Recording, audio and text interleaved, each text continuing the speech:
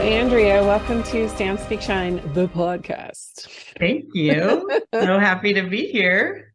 I want to start with your expertise in human design. It's something I've recently been dabbling in. And actually, it was my sister, Robin Jones, that connected us because she had worked with you in human design and you guys are part of the same mastermind. And she's like, you got to talk to Andrea. You got to talk to Andrea. You guys are so much alike. You're both projectors. I'm like, what's a projector? You want to briefly give us an overview of what human design is and how you were drawn into that? Yeah, for sure. So human design it's kind of like Myers-Briggs meets astrology, essentially. So it's a way to understand the human experience. I don't know if you want to call that like a personality modality or, whatever language you want to use for it. But essentially, it's a way to understand the many layers of what it's like to be human. And it is a synthesis of astrology, the I Ching, the Vedic chakras, and Kabbalah. So, yeah. It's so rich and deep with all this indigenous and ancient history and science, really. Yeah, science, exactly. And each of those modalities is anywhere from 3 to 10,000 years old. So essentially, those modalities were formed in different parts of the planet, and human design weaves them together in a way that gives you just a little bit of a deeper perspective into the prism that is this incredible experience we're having. This whole cosmic journey and this whole mortality and all the facets. I think it's fascinating that it's just how you're built. Yeah. It's not wrong. Like we tend to look at everything so, good, bad, right, wrong, black, white, which we are going to talk about today. Yes, we are. We're going there, which is needful. So you mentioned that human design is kind of a path to liberation. Yes. Yeah. So I am very passionate about liberation. It's been a part of my journey really since it's been a part of my journey since I was in high school, but I didn't really have a name for it, or could I really understand the implications until Trayvon Martin's death. So that was about 2012-ish, 2012. And what happened in that moment is I became aware of this brainwashing or whitewashing that was happening in every aspect of my life as a non-BIPOC person. And just how dangerous that was for BIPOC. That was the first layer, right, of awareness. And I think can you talk about that acronym BIPOC for people who might be unfamiliar with that? So BIPOC stands for Black, Indigenous, People of Color. And we have to be really sensitive with that term because the experience that is encompassed in that term is actually really broad and complex and not so easily simplified. It's all, we don't want to keep classifying and categorizing and creating lines Right.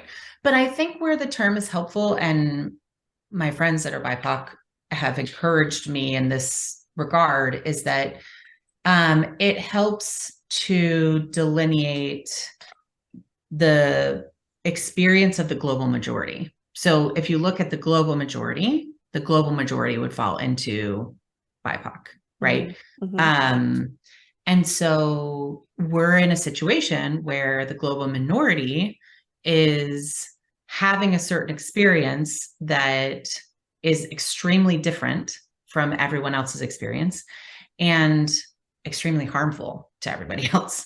So it's just helpful to kind of have that language. And I prefer to use the term non-BIPOC because a lot of it is it's how you identify. And the term BIPOC itself is a piece of that new language that we are establishing and learning, which is about identifying and understanding the roots. Where does that identification come from? And what does it mean for your experience? So we talk about human design as a tool for liberation. Essentially what happened. So I'm an engineer. I got my MBA. I was in corporate for 15 years. Actually longer than that, almost 20 years, if you include, co-oping and all the things that I did before I graduated school. And the focus is really on what human design calls homogenization. So everybody does this one thing, then everybody does that thing, then everybody does this other thing. And that is, how these massive systems and structures that we have been built.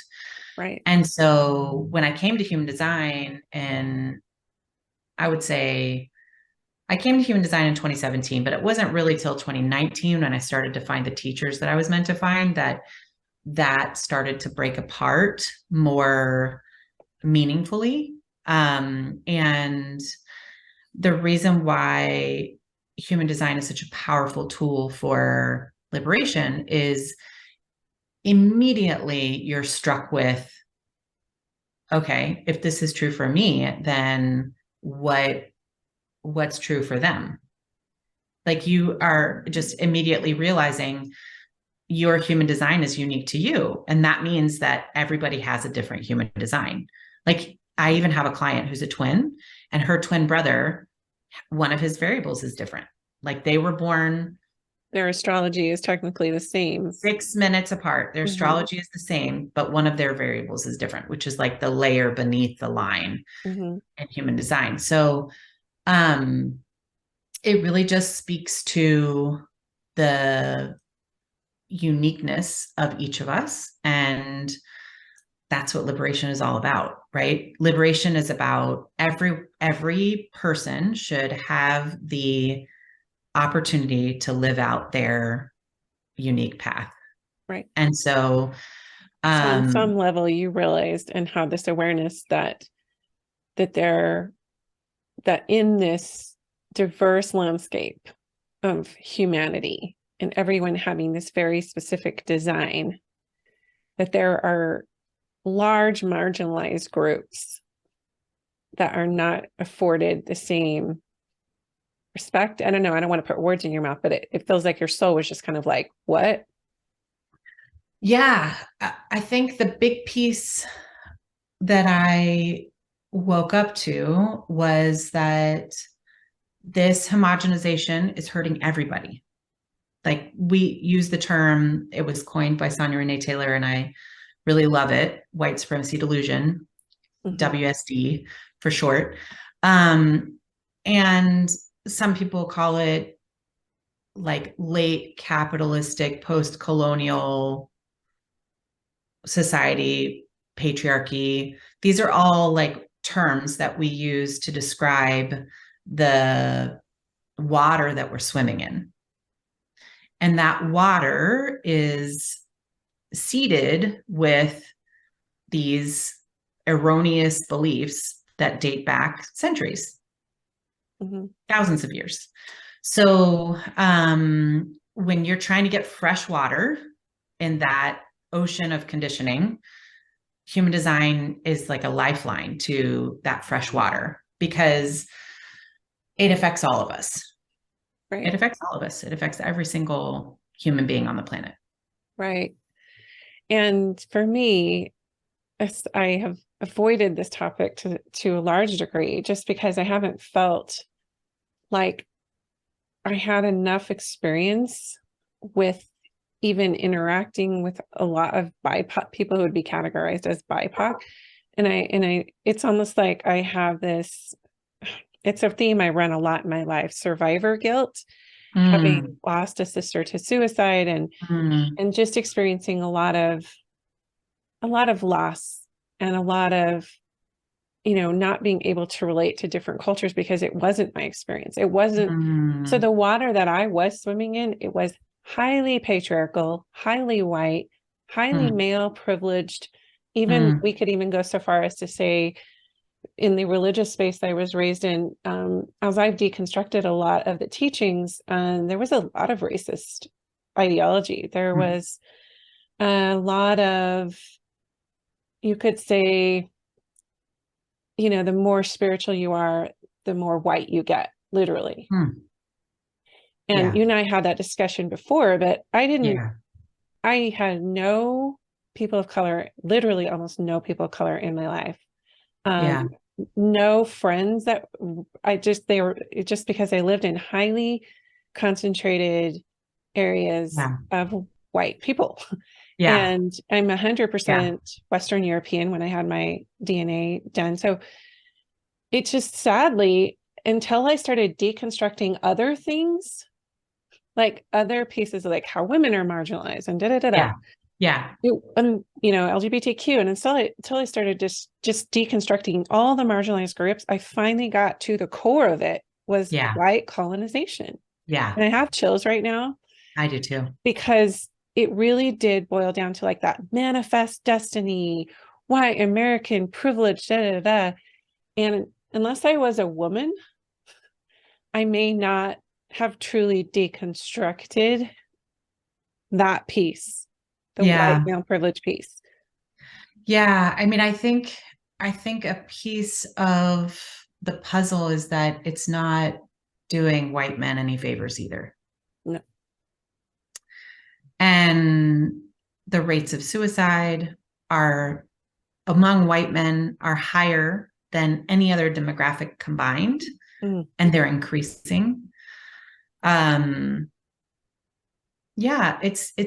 It's interesting because I think we're able to spot it because the adversity that we're experiencing is obviously greater in that, white patriarchal system as a woman. And so we wake up to it. And then the question is, what can we do about it? Right? Because in so much of our programming, there is this sense of safety with that system. And that's a big piece of deconstruction, is understanding that there is no safety if so many people are being harmed. Right. That's not going to be the source of your safety. That just starts to kind of pull things apart at the seams. And at least I find a lot of people kind of throw up their hands at that moment and are like, it's too much, it's too big. And that's the reason why I think human design has been such a helpful tool, because I can always go back to, okay, this is your design. And so are you following your strategy and authority? And where you're not following your strategy and authority, it is conditioning. And we know what that conditioning is. So it kind of transforms it from more problematic behavior, which is like the savior complex and all of that stuff, to more empowering behavior, which is what liberation is all about. Liberation is about empowering. So it's really, and it's ironic. I mean, it's fitting. It's not ironic. It's fitting that we're recording this 2 days after MLK's holiday, because we're talking about somebody who had words for this and could imagine it in the 60s. And, now here we are so many years later, still trying to figure out how to take the next step. Yeah. And when you use that word homogenization, it took me back to, the way I was trying to fit into what I thought was literally the most perfect way to be, and how I was indoctrinated, enculturated, whatever, programmed. Yeah. And so when I deconstructed that and I got to this root of like, well, I don't feel like, and this is why I haven't really dove in, because I'm still in this process of like, what kind of internalized racism do I still hold? What beliefs and ideologies that I unknowingly, and it's just appalling. It's saddening. It's traumatic, and it's not nearly, it is, and I think it's important to point out, and I have a friend who has a podcast, who kind of alerted me to this. I didn't really understand white feminism. I had to ask her what that is. That's how ignorant, like, and for those of you who might be listening who are also like, what's white feminism? It's just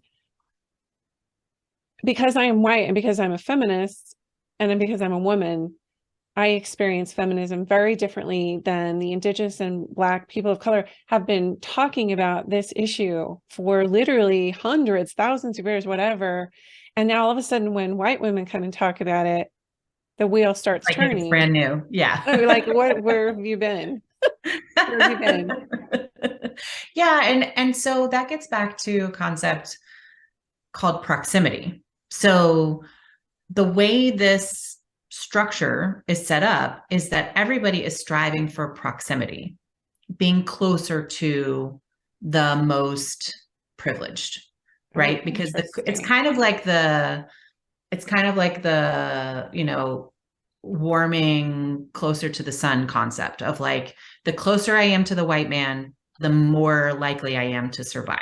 And so, which we've done that to God, right? God's been this white, sorry, I didn't mean to, but that's, white male. How do I get close to that? Yeah. And so, then what's interesting when you add God into the conversation is that, God starts to take on all these white characteristics. Like, you have to show up on time. You have to show up every day, right? Like, God does not care about any of those things. Performative, punitive. Yeah. Right. All of those things. So when you're talking about proximity, white women are the closest proximity. And so we have been sheltered from such a vast majority of the impact of this system. And in most cases, unknowingly upheld it because of that proximity, because that proximity guaranteed safety, because that proximity guaranteed, a roof over your head and food for your kids. And the truth is that the system has kept us in that fight or flight, that survival mode, intentionally, so that we wouldn't be resourced enough to do something about all the harm that's being done. And I choose those words really deliberately because I know that the awareness of the harm has been there the whole time. I know that in my heart of hearts. And I also know that women were property until less than 100 years ago. And in some people's minds, well, it's still happening in other parts of the world too. Like what's happening in Iran. We couldn't have a bank account until the late 50s. Yeah. And I think people still carry that mindset in a collective. Totally. So even though it may not be reprogrammed that quickly. Yes. Totally. And so, there's this subconscious, even when you look at like, I think we were talking about this in our last conversation, the number of white women who voted for a known rapist in the Georgia Senate runoff was 44%. And somebody who knowingly was going to vote to take away any right to have a say in what happens to your body. 44% of white women voted for that. Yeah, I think also that what you're talking about with that proximity, for me, it was, I'm just talking from a religious standpoint here, because that was pretty much my whole worldview growing up.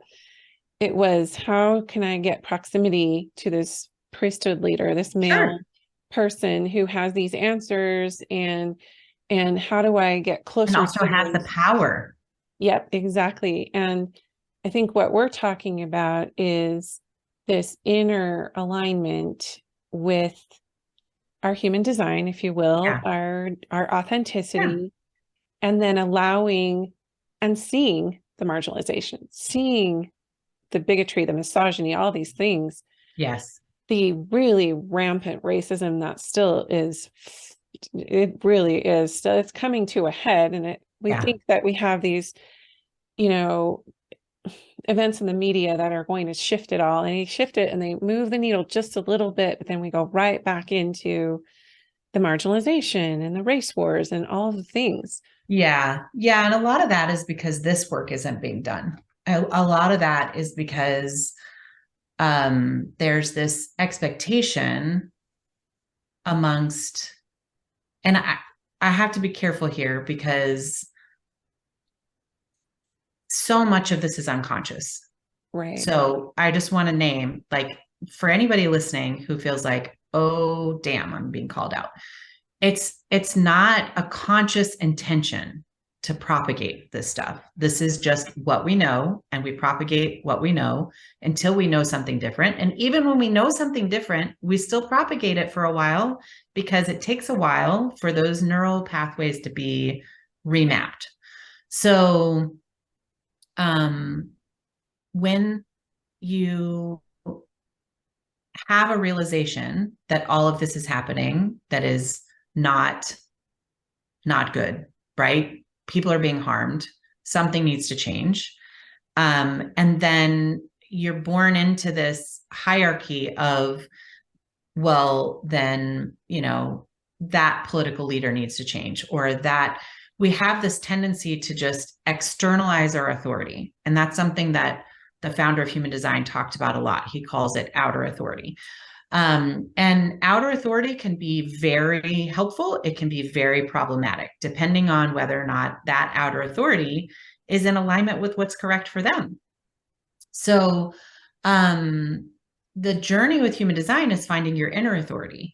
And inner authority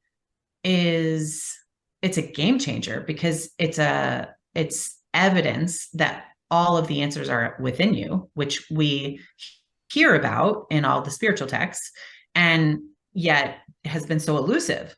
What's helpful about knowing your authority is that you know the language that your body talks to you and tells you what's correct for you and what's not. And the reason why this is such a helpful tool for liberation is because that automatically, just in you being able to source what's good for you, disrupts the paradigm, right? You're no longer asking for confirmation from your husband. You're no longer asking confirmation from your pastor. You're all of a sudden, you are a sovereign being, which is what you were here to be. We're all here to be sovereign beings. And that slight disruption opens up the possibility for moving in a way that allows other people to follow their authority. Sure. And it starts small, right? It starts with your partnership. It starts with your kids. It starts with your family, and learning what their authorities are and encouraging them to listen to their authority, and then seeing, oh, wow, like so much suffering is eased when I'm listening to my authority, when I allow my emotional kid to ride their emotional wave and I don't take it personally, right? There's all these little micro adjustments that happen. And then we can come to this conversation from a more resourced place, because you can't cure this disease with the same medicine that created it. Yeah. You need a different medicine. Yeah, it is so multi-layered. And I think the grief I felt, the shame I felt as I've deconstructed and as I've adopted these ideologies, and kind of the drip system is how I think of it. It was like an IV drip that was slowly happening through my whole life, and I couldn't see it Yeah. until I stepped out of that bubble of the culture and the Yeah. teachings and just literally like started at ground zero. Yeah. You know, one of the things you and I talked about before that we do have to be like, I had the belief that I wasn't qualified to talk about racism because I do have that proximity. I have had this privilege. I can only speak of what it feels like to be a woman and to step out of the box and the norm and not be this homogenized form of whatever the patriarchy was trying to create and propagate. But I may not be qualified to talk about, let's just say, definitely am not qualified to talk about what it means to be a Black woman. Definitely. But I am qualified to talk about my experience and the things that were held up as, you know, let's just say the elite. Yeah. That has been the hardest part, is falling from that and looking at that and whoa. Yeah. And my husband, you know, I have a lot of white males I love, you know, I have 3 sons, my husband, my dad, all my, you know, and it's been interesting to see them. My dad used to be a policeman. He's a retired policeman. And you know how that's a whole other thing with racism and violence and it's just been really, really interesting to see the shackles just kind of come off, and even conversations with my husband around, oh my gosh, it's like listening to a podcast of an experience with a Black woman. He listened to it for like 8 hours. I don't know. And he came away just, oh my goodness, I feel like, you know, where I've been so asleep to this pain, to this privilege. So he was raised in Idaho. I was kind of raised in Wyoming and, you know, frontier, you know, so like, again, going back to that, I can only speak from my experience from my past and what I'm now experiencing, which is a deep grief and shame. I went to in 2019, I went to this amazing retreat, women from all over, and there were about 15 of us. It was called Soul Fire, and it was in the Blue Ridge Mountains, and it was so beautiful that there was a Black woman and all of us were white. There was one Black woman and her name is Karen, and she has just this brilliant career. She's so fun and gorgeous and all these things, just so lovable. And she just reminds me of a goddess. And we got to a point we had a silent day and all these things, and we were all just talking about such deep, amazing things, but it culminated in us apologizing to her. And I think if I were to, because that was also part of the year that I started really deconstructing so many things. And to see her receive that and to feel how I could have been part of the problem, devastating. Devastating for all of us in the room. And I think a big piece that you're speaking to is the need to hold that grief. We have to build our capacity to hold that grief, because the ability to hold the joy that's on the other side is tied to being able to hold that grief. So just like it takes going through the underworld, you know, in the birth community, we talk a lot about Ayana's journey and going through the labyrinth. We have to go through a very similar process. Inanna, the Sumerian goddess. Yeah. And it's so tied to being able to reckon with what's happened, recognize our responsibility, and also we have to be able to forgive ourselves. We have to be able to forgive. I mean, this is active work for me right now with forgiving my ancestors, because you know, you and I've talked about this, like we have a lot of generations within upholding the system. Like I'm 11 or 12 generations US, like my ancestors. I have an ancestor that signed the Constitution. It goes way, way back. So, but one aspect that's been really helpful is recognizing that, and this goes back to you mentioning your Western European lineage, I'm the same, and knowing that we come from an indigenous population in Western Europe that was decimated by the Romans.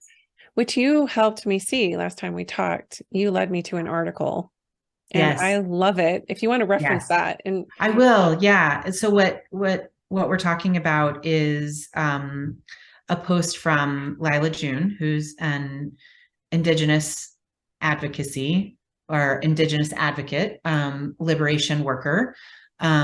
She is phenomenal. Musician, historian. She just got her PhD in Indigenous Studies. She has an amazing TED Talk, which I will also link.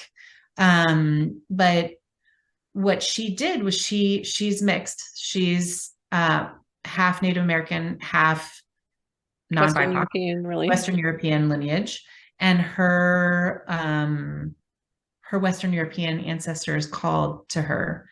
And this happened in a journey. And so she followed that calling. And what she uncovered was a game changer. And essentially what she uncovered was the massacre of 3 to 4 million women in Western Europe around the time that Rome adopted Christianity. So, you know, somewhere between 200 and 500 AD, which I think is no accident. She doesn't talk about this, but the Dark Ages were right after that. Yeah. And the plagues and the famine. As soon as you wipe out large groups of people, and including the feminine, especially in all that indigenous rich medicine. Yes. You're going to have a dark time. You're going to go into a dark age. Yeah.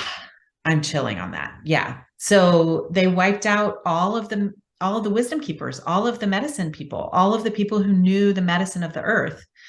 And so when I am working on my healing, going back to that medicine that was lost then has been a huge piece of that journey for me. And I have a lot of joy in that. And I know my ancestors have a lot of joy in that, because the truth is this, you know, white colonization hasn't really been very good for anyone. I mean, it just hasn't. Like, you know, the sorrows and the losses and the death. I mean, it's really, Sonia Renee Taylor calls it a death cult. And that's essentially what has been created.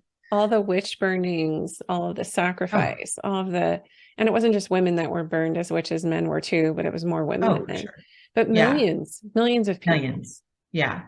Yeah. And so we have to recognize the harm done to our own people, in addition to the harm done to BIPOC that's continued to this very day.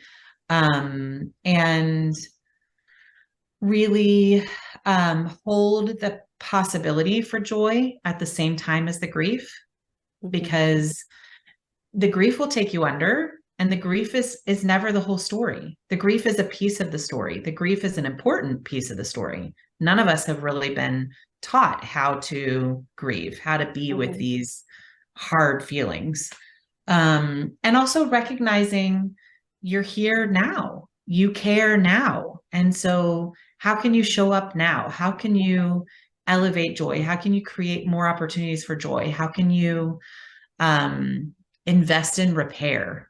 And listening, I think just deep listening to the stories of people who've been walking this in their bodies, you know, we don't have to worry about the same things they've had to worry about, no matter how much wealth or status they achieve.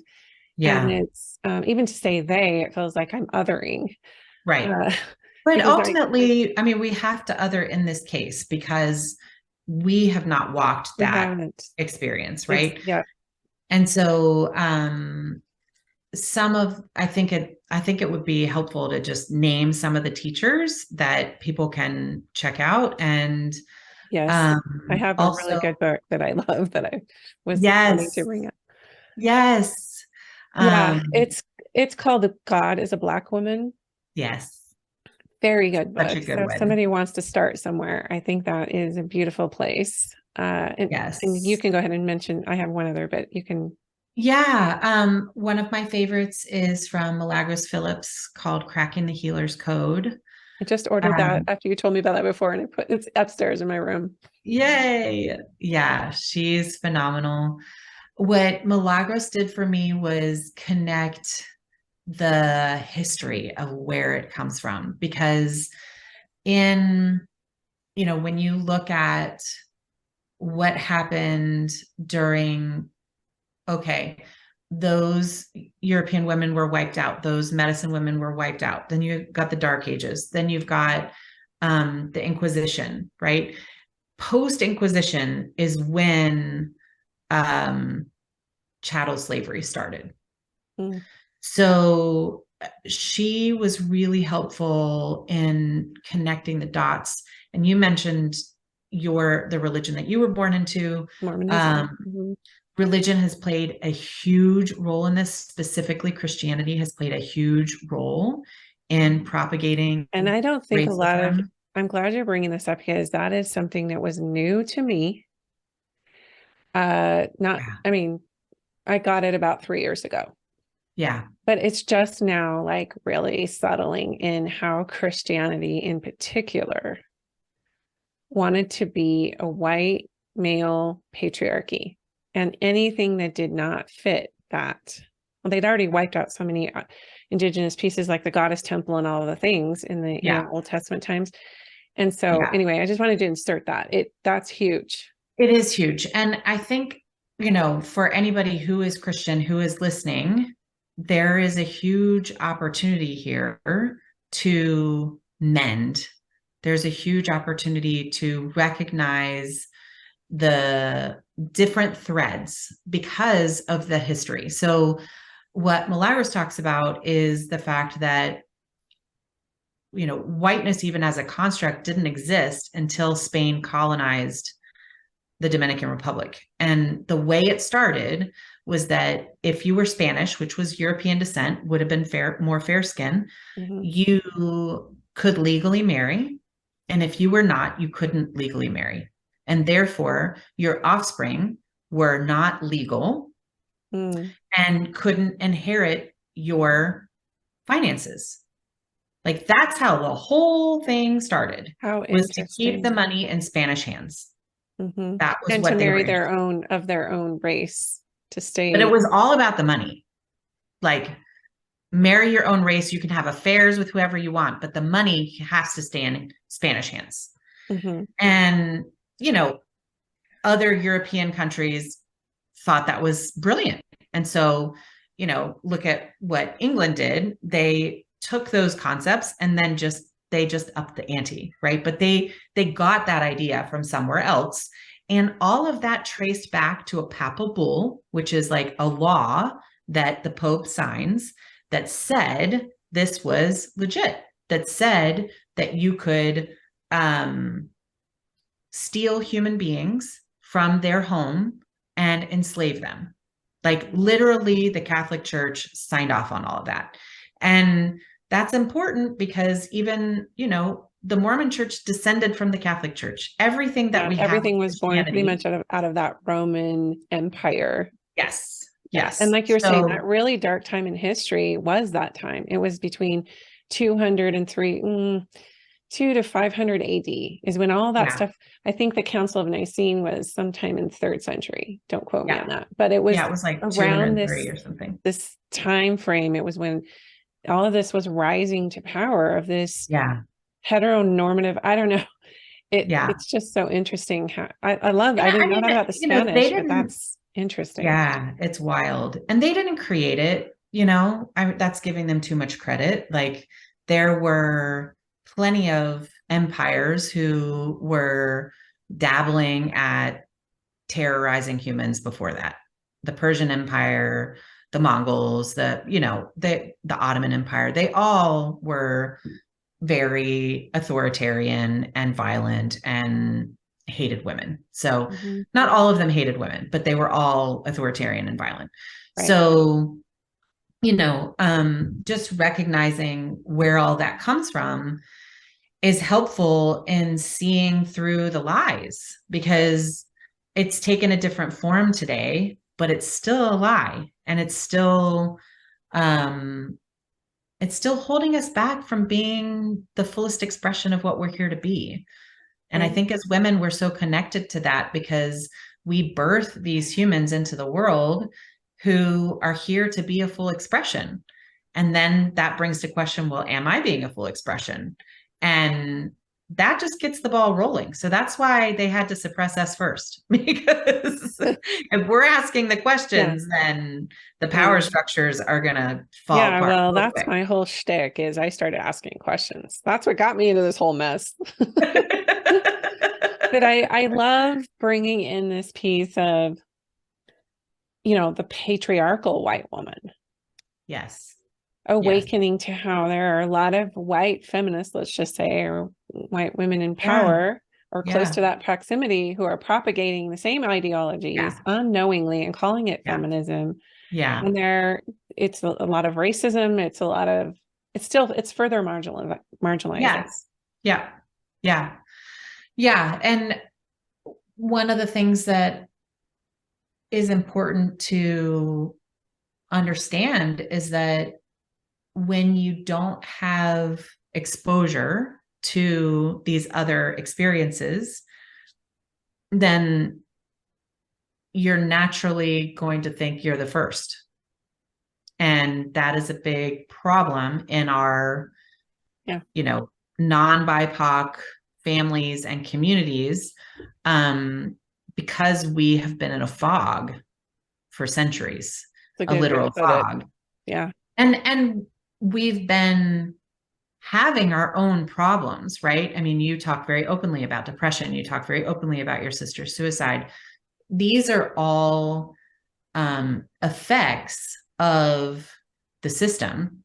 But the system would have you believe that it is an individual affliction versus a systemic problem, right? And I think that is what you have woken up to and are trying to help other people see, is that we are not going to be able to realize ourselves individually until we deal with this systemic problem. Right. And yes, thank you. That's very well articulated. And I know that your experience was you grew up in the South. Yeah. You were raised by Black women, according to that. I mean, that's literally what you told me. Yeah. And I had no people of color that were feminine leaders in my life at all. Yeah. So I grew up in Atlanta. I was born in Charleston. We moved here when I was 5. And most of my teachers, probably 2/3 of my teachers, were Black women. And they were amazing. They read me the riot act when I needed to be read the riot act. Love it. When I was being entitled, I was made known that I was in the wrong. I love to tell the story. I mean, this just like kind of encapsulates the energy. But my 8th grade English teacher, Miss Sanders, she took no bullshit from any of us. And it was, advanced 8th grade English or whatever. And you walked in her room and literally the banner on the opposing wall was, "This isn't Burger King, you'll do it my way."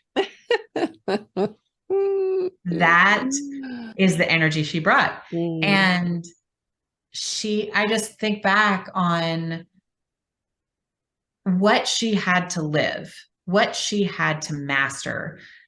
She had to master her own domain.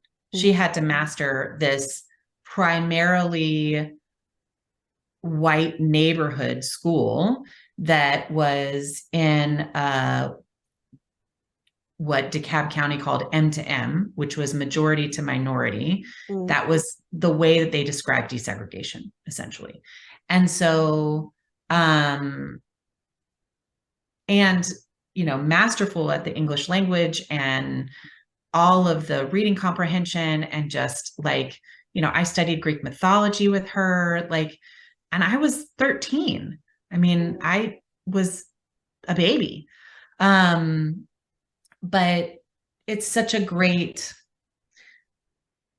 microscopic detail of the energy that these teachers poured into us. And I spent all day with them. Miss Bates was my, I think, 5th grade teacher, maybe 6th grade. Very similar, just no nonsense, like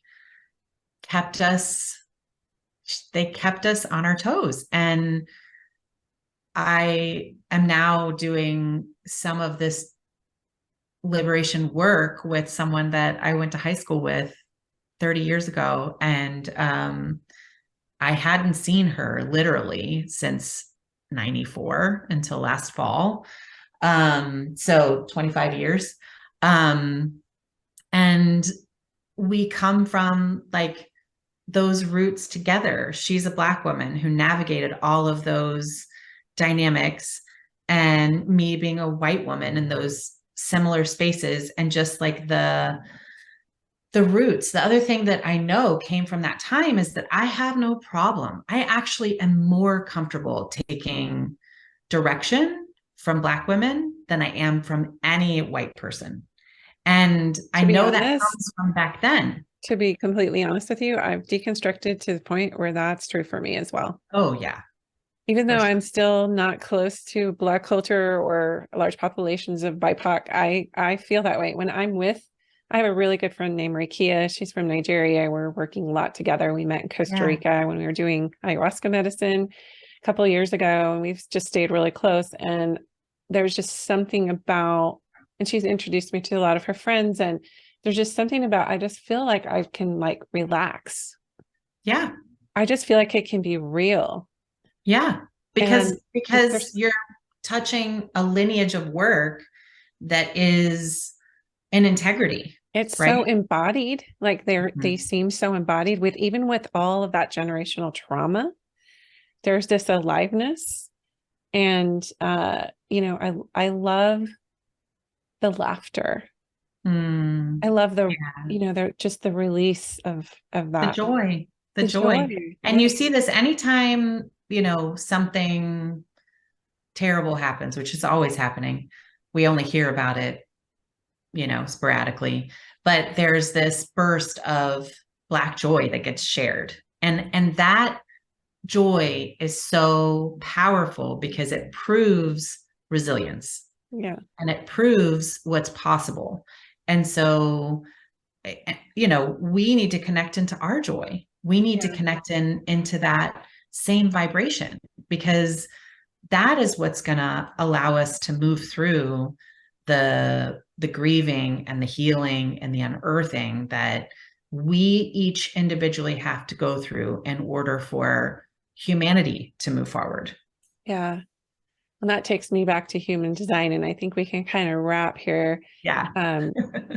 There's so many pathways we could descend into and explore on this, but I think I just want to offer to listeners my humility, because I have been ignorant of some of these issues for so long, and I'm just taking another level of awakening into the experience of the BIPOC, the large, like you said, it's the large majority of the world. Yeah. But with human design, I think what I'm hearing you say is, when we work on what's going on in here, the ideologies we've accepted, the anything that's taken us out of alignment with the reality and the truth of who we actually are on the soul level and how we've separated. Yeah. That path to liberation, this, but I've been studying the gene keys, which is kind of an offshoot of human design. Yeah. I like the practicality of the human design. So maybe share with the listeners how they can find out what type they are. Yeah. And then how you can support if they want to learn more about that. Yeah, for sure. So we'll put this in the show notes, but go to geneticmatrix.com and put in your birth date, time, and location. And that is going to give you your chart, your human design.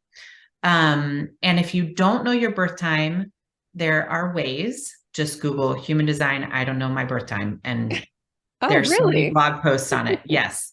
Essentially you come up with a range and you see like what shifts within the period, within the day that you were born. Sometimes nothing shifts. And so, you can get to it that way. So, once you have pulled your chart, then, I have a mini course called Better Human that takes you through, type, strategy, and authority, which are the foundational elements of human design. Type is how your energy works. Strategy is how you are meant to move through life, and authority is how you are meant to make decisions. And the reason that course is called Better Human is exactly what we're talking about. So, there are a lot of references to what happens to us with this, constant conditioning when we aren't aware of how our energy works, etc. So that is a really fantastic place to start. And then there are, some other options to work together. There's lots of other resources out there. It really is its own path. It's its own discipline and art. Yeah. And, when my manuscript gets written, I'm going to dive deeper into human design and to companion it with gene keys, because they're so powerful. So different than just going online and taking a personality test, or because it's like there's nothing to answer. Like, this is when you were born, this is where the stars were lining up, here's where you chose to incarnate, and largely like your soul planned your chart. It planned your human design in this incarnation. Yes. So roll with it. And it's really, honestly, it's so liberating. It will bump you up against conditioning or ways that you thought you were supposed to be. And give you an opportunity to release that and experiment, not trying to do that. And also it allows you to be in what Ra calls be in the movie, like be in your life without like trying to change it, like literally just be present in it and witness what's possible when you're not trying to fix yourself or trying to hustle after something or whatever. Yeah. And that takes me back to some notes I had taken when we were talking last about the witness, being the merciful witness. I went to an astrologer once and he taught me about karma and dharma and everything. And I'm still working with him. He's amazing. But he keeps saying, be a merciful witness. This is how you're built. Yeah. You're not wrong. Nothing's wrong. Yeah. And like also Jesus was trying to teach that. And a lot of enlightened teachers were trying to teach the whole thing about, bear witness. Yes. What does that mean? And no accident that an astrologer was one of the 3 wise men. Oh, that makes sense. People don't talk about that very much. That's true. They follow the star. That's right. In the Essene community, which Jesus was a part of, every baby when they were born had their star chart pulled. Which is... I wonder what Jesus's astrology was, I'm sure he was an Aries. He was born lots of Piscean. in April. Yeah. So there's so much there. And I just feel like being able to hold the complexity of what we are is such a beautiful practice in being able to hold the brilliance of the creator and how magical this experience can be when we are showing up for those hard parts and making the hard decisions. It makes those decisions easier to make because you're not guessing and you're not trying to fit into, Jesus talks about this all the time, being in the world, but not of the world. That's what we're talking about. Like, we're here in this world to make a difference. We're not of this world. No, but here we are and we're navigating, and we need this compass, and it's helpful to have a map. And I am just so grateful for the forerunners of this kind of work, that we can now just look at the way we're designed and operate from that space of authenticity in how we actually are. I always preface my podcast like, this is a podcast for those who long to feel, express, and be who they truly are. Well, if you don't know who you truly are, which is, I know it's a work in progress. It's a life path to figure out who you are. It is. And that's actually the plight of projectors. From what I hear is that we'll never really get it. We're like always sensing like, who am I? But that propels my work, and it propels me to like, why can't we, like, this sounds so kindergarten, but why can't we all just get along? Yeah. And I think that's what we're also at the soul level trying to bring ourselves to as a species. We are. And a piece of why we can't is because we've been told that we can't survive if the other person is thriving. Mm. Yeah. And so until we can shift that mindset, you know, it all gets back to a scarcity mindset. Mm-hmm. That's really where it comes from. And so, you know, for those of us with Western European lineage, we can trace that directly back to what happened to our people when the Romans came in. Mm-hmm. Because so whatever your lineage is, know it. Yeah. Appreciate that not only were we perpetrators, but we were victims to some degree, mm-hmm. no matter what race, creed, color, whatever.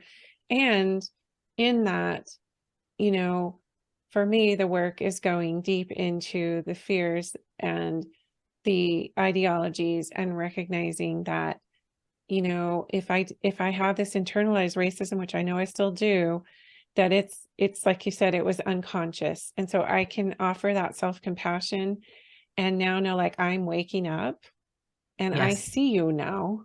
Yes. Into that internalized homophobia, internalized racism, internalized patriarchy, like it's there. And I'm here to do the work to dismantle it. I'm here to tear it down. And that's why I love Milagros's book, because she gives a framework for actually healing, which is what we need. And the book, like I said, it's upstairs. I'm going to read it on the plane, but can you remind the listeners of the name of it? Yes. Cracking the Healer's Code. Cracking the Healer's Code. And I would also, again, recommend God as a Black Woman. Yes, God as a Black Woman. Yeah. Those are two great places to start. And we can put together a couple of other, we'll put that blog post from Lila June and a couple of got that article. It's excellent. It's actually in Medium right now, I think.